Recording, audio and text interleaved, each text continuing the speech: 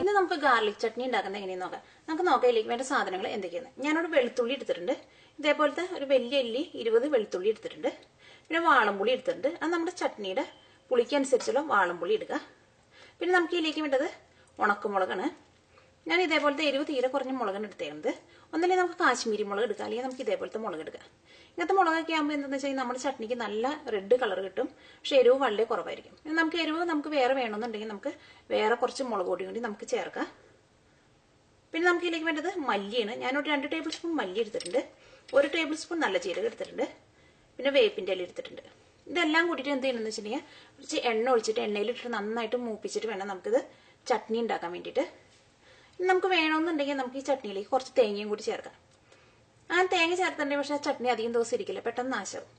ഇങ്ങനെ നമ്മൾ തേങ്ങ ചേർക്കാണ്ട് നമ്മൾ അരച്ച് വെച്ചിട്ടുണ്ടെങ്കിൽ ഈ ചട്നി നമുക്ക് ഒരാഴ്ച വരെ കേടാവാണ്ടിരിക്കും. നമുക്ക് ഗാർലിക് ചട്നി ഉണ്ടാക്കാൻ വേണ്ടിയിട്ട് ഇതെല്ലാം കൂടിയിട്ട് എണ്ണയിലിട്ട് നന്നായിട്ടൊന്ന് മൂപ്പിച്ചെടുക്കാം. അതിന് വേണ്ടിയിട്ട് നമുക്കൊരു ചീഞ്ഞിട്ട് വെച്ചിട്ട് ചൂടാക്കാം. നമ്മൾ ചീഞ്ഞിട്ട് നന്നായിട്ട് ചൂടായിട്ട് ഇതിലേക്ക് നമുക്ക് ആവശ്യത്തിന് വെളിച്ചെണ്ണ ഒഴിക്കാം. ഇനി നമുക്ക് ചൂടായ എണ്ണയിലേക്ക് നമുക്ക് ആദ്യം തന്നെ ജീരകം ഇടാം.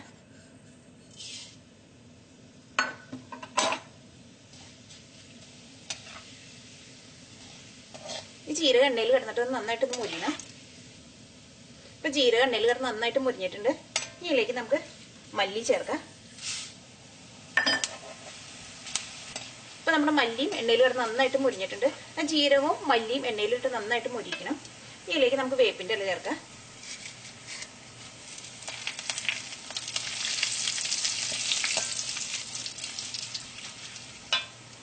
ഇതിലേക്ക് നമുക്ക് വെളുത്തുള്ളി ചേർക്കാം.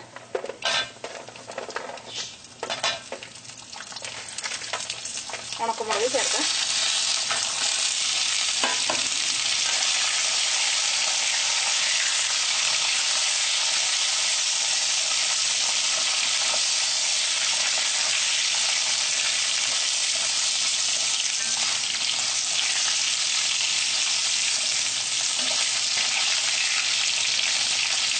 ഈ വെളുത്തുള്ളി ഒരു ചെറുതായിട്ട് ഒരു ഗോൾഡൻ ബ്രൗൺ കളർ ആവണം.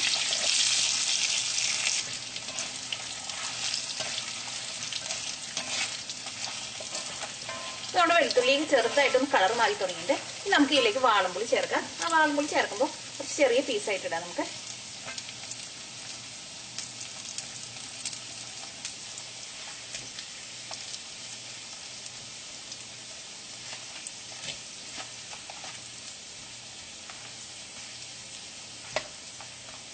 ആ വാളംപുളിയും എണ്ണയിൽ കിടന്നിട്ടൊന്ന് മുരിയണം. അപ്പോൾ വാളംപുളിക്ക് നല്ല ടേസ്റ്റ് ഉണ്ടാവും.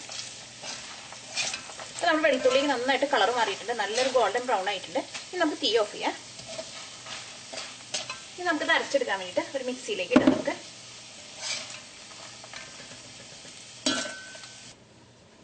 ഇനി അത് എണ്ണയും കൂടിയിട്ട് നമുക്ക് ചട്നിയിലേക്ക് ചേർക്കാം. ഇനി നമുക്ക് ഈ ചട്നി അരച്ചെടുക്കാൻ വേണ്ടിയിട്ട് ആവശ്യത്തിനുള്ള വെള്ളം ചേർക്കാം. നന്നായിട്ട് പേസ്റ്റ് പോലെ അരച്ച് നമ്മുടെ ചട്നി നന്നായിട്ട് അരഞ്ഞിട്ടുണ്ട്. ഇതിലേക്ക് നമ്മൾ ഉപ്പ് ചേർത്തേണ്ടായിരുന്നില്ല. ഇതിലേക്ക് നമുക്ക് ആവശ്യത്തിന് ഉപ്പും കൂടി ചേർത്ത് കഴിഞ്ഞിട്ട് ഒന്നുകൂടി ഒന്ന് അരച്ചെടുക്കാം. അത് നമ്മൾ ഏറ്റവും ആദ്യം ചേർക്കുമ്പോൾ തന്നെ ഉപ്പ് ചേർക്കാം. ഞാൻ ഉപ്പ് ചേർക്കാൻ മറന്നു പോയതാണ്.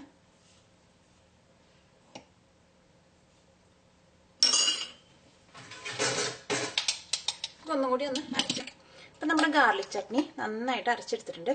ഇനി നമ്മുടെ ചട്നിക്ക് നമുക്ക് നല്ല എരിവ് വേണമെന്നുണ്ടെങ്കിൽ നമ്മൾ വെളുത്തുള്ളി എല്ലാം കൂടിയിട്ട് എണ്ണയിലിട്ട് നന്നായിട്ട് മൊരിച്ചെടുത്ത സമയത്ത് അതിലേക്ക് നമുക്ക് കുറച്ച് മുളക് പൊടിയും കൂടി ചേർക്കാം.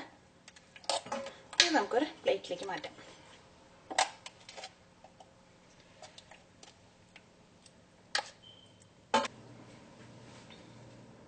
അപ്പം നമ്മുടെ ഗാർലിക് ചട്നി റെഡി ആയിട്ടുണ്ട്.